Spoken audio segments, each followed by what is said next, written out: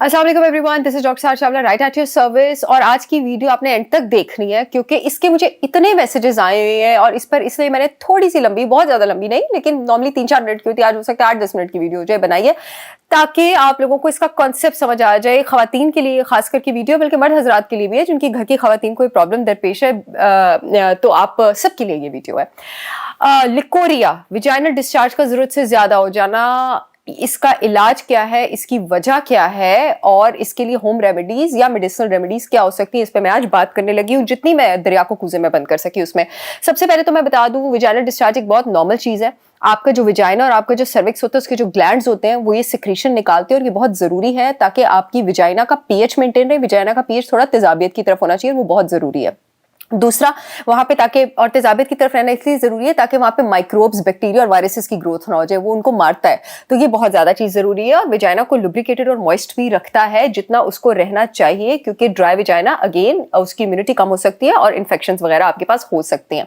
अब vaginal discharge किस तरह का होता है वो हर बंदे पे चेंज होता जाता है और ये डिपेंड करता है एज पे, ये डिपेंड करता है कि आप सेक्सुअली एक्टिव हैं या नहीं है, यानी आपकी सेक्स लाइफ है या नहीं है, ये डिपेंड करता है आपका इस वक्त सेक्सुअल अराउजल है या नहीं है, आप ब्रेस्ट फीड कर रहे हैं, आप प्रेग्नेंट हैं, आपको कोई इन्फेक्शन तो नहीं है, आप खाने में क्या ले रहे हैं, हर चीज पे ये डिपेंड करता है कि आपका विजाइनल डिस्चार्ज किस तरह का होगा और महीने में आपके मेंस्ट्रुअल साइकिल का टाइम क्या चल रहा है। अब नॉर्मली जब आप ओवुलेशन से पीछे होते हैं उन दिनों में, और मैं बता दूं कि नॉर्मल औरत एक दिन तक 1 टीस्पून ऑफ विजाइनल डिस्चार्ज जो है वो बनाती है, उसको प्रोड्यूस करती है। आपके पास ओवुलेशन के करीब जो आपका मिड साइकिल होता है, जिसमें आपके कंसीव करने के चांसेस बहुत ज्यादा होते हैं, इसकी अमाउंट 30 गुना तक ज्यादा हो जाती है और ये ओवुलेशन के करीब बहुत पतला हो जाता है। शुरू में भी थोड़ा पतला होता है, उसके करीब तो बहुत पतला हो जाता है। उसके पीछे कुदरती नेचर की, अल्लाह की रीजन ये है कि ताकि जो स्पर्म्स है, अगर इंटरकोर्स हो तो स्पर्म्स को आसानी हो उस डिस्चार्ज को पास करके सर्विक्स में जाके फर्टिलाइजेशन करने के लिए। साइंस का और कुदरत का कंबाइंड ये एक मैकेनिज्म है। और उसके बाद जब पीरियड्स खत्म हो जाते हैं फिर उसी तरह ये थिक होना शुरू हो जाता है, and that's how it is. और ये एक बड़ा ही नॉर्मल पैटर्न है। अब विजाइना का कलर, उसकी स्मेल, उसकी कंसिस्टेंसी अगर खराब होती है तो वो डिफरेंट तरह के रीजन हो सकते हैं। एक आपके पास होता है बैक्टीरियल वेजिनाइटिस। बैक्टीरियल वेजिनाइटिस की स्मेल बहुत गंदी होती है, ठीक है, इट इज फाउल स्मेलिंग, और उसकी जो कंसिस्टेंसी और उसका जो कलर है वो थोड़ा सा ग्रे और वाइट की तरफ होता है। इसका इलाज एंटीबायोटिक से भी किया जाता है, लेकिन इसके लिए बहुत सारे घरेलू टोटके, जिनको एक बार हो गया इसका मतलब उसकी टेंडेंसी ज्यादा, उस पर हम एंड में बात करेंगे। अब जो वायरल वेजिनाइटिस होता है उसकी स्मेल नहीं होती है जो वायरस वाला होता है। मैं जब टोटकों का बताऊंगी फिर मैं बताऊंगी बैक्टीरिया में क्या करना है, वायरस में क्या करना है। वायरस वाले की इचिंग और बर्निंग बहुत ज्यादा होती है और वो ऐसे कॉटेज चीज की तरह, पनीर की तरह होता है।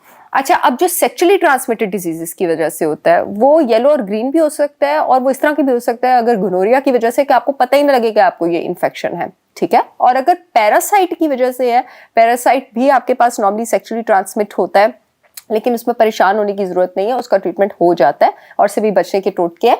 तो उसकी भी जो वो कलर होता है दैट इज थिक येलो और दैट इज थिक ग्रीन। अब सबसे पहले तो मैं आपको बता दूं कि जो आप अंडरवियर्स पहनते हैं वो प्लीज़ कॉटन वाले पहना करें, सिंथेटिक पॉलीमर्स के ना पहना करें। और अगर आपके अंडरवियर्स का रंग जो है, वो पैंटी का रंग जो है वो खट्टा खराब हो जाता है, हल्का हो जाता है विजाइनल डिस्चार्ज की वजह से, तो बहुत नॉर्मल है, क्योंकि विजाइनल डिस्चार्ज का पीएच एसिडिक होता है ना, तो उसका रंग थोड़ा बहुत खराब हो जाता है। और मोर ओवर अब आ जाते हैं हम घरेलू टोटकों की तरफ। जिनको विजाइनल इन्फेक्शन नहीं भी है और जिनको विजाइनल इन्फेक्शन है भी, सबने क्या करना है, सबसे पहले तो अपनी डाइट में से, आप कहेंगे बार बार कहती मीठा निकाल दें। जितना भी शुगर, रिफाइंड फूड, सफ़ेद आटा, सफ़ेद डब्बा रोटी और ग्रेन्स अगर आप लेंगे, ग्रेन्स वैसे होल ग्रेन्स की मैं वकालत करती हूँ, लेकिन अगर आपको ये प्रॉब्लम है तो उसको ग्रेन्स डालें क्योंकि कार्ब कंटेंट तो है, ठीक है। ये जाके आपके गट गुड बैक्टीरिया को भी, ग्रेन्स अच्छे वाले बैड बैक्टीरिया को भी फीड करेंगे, और शुगर तो फीड ही बैड बैक्टीरिया को करता है। जितना ज्यादा बैड बैक्टीरिया बढ़ेगा, अब चाहे आपका विजाइनाइटिस बैक्टीरिया की वजह से, चाहे फंगस की वजह से, अगर बैक्टीरिया की वजह से तो बैक्टीरिया बढ़ेगा, अगर फंगस की वजह से है तो वो शुगर जो है वो बैड बैक्टीरिया को भी फीड करता है और वो फंगस को भी फीड करता है। तो आपने अपनी डाइट से ये सारी चीजें निकाल देनी है। इसके बगैर अगर थोड़ी देर के लिए आपको उस वक्त एंटी फंगल और एंटीबायोटिक से रिलीफ आ भी गई, ऐसे वापस आएगा ये आपकी लिकोरिया का प्रॉब्लम। एक और मिथ मैं क्लियर कर दूं, लिकोरिया की वजह से कमर की कमजोरी नहीं होती है unless and until pelvic infection, इस हड्डी की आपको इन्फेक्शन ना हुई हो तो, ठीक है। और लिकोरिया कमजोरी की निशानी नहीं है।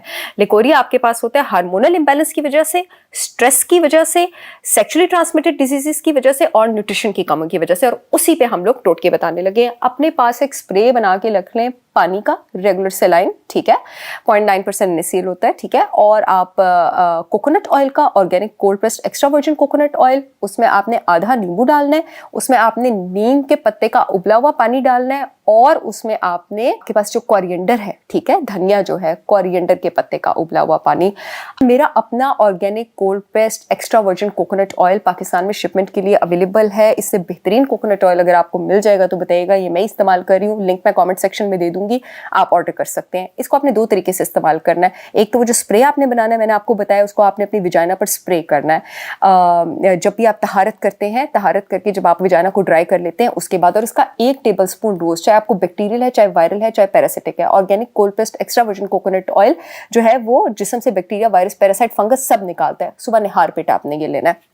अच्छा जी, ये स्प्रे आप बना के रख लेंगे। इसके अलावा धनिए वाले पानी जो मैंने आपको बताया था, उसका स्प्रे यहाँ भी करना है, और उस पानी को दिन में आपने वक्फे वक्फे से पीना भी है। एक और जिस चीज़ का आपने पानी पीना है वो है भिंडी। भिंडी को उबाल के उसकी जल बना के उसका पानी भी आपने पूरा दिन वक्फे वक्फे में लेते रहना है।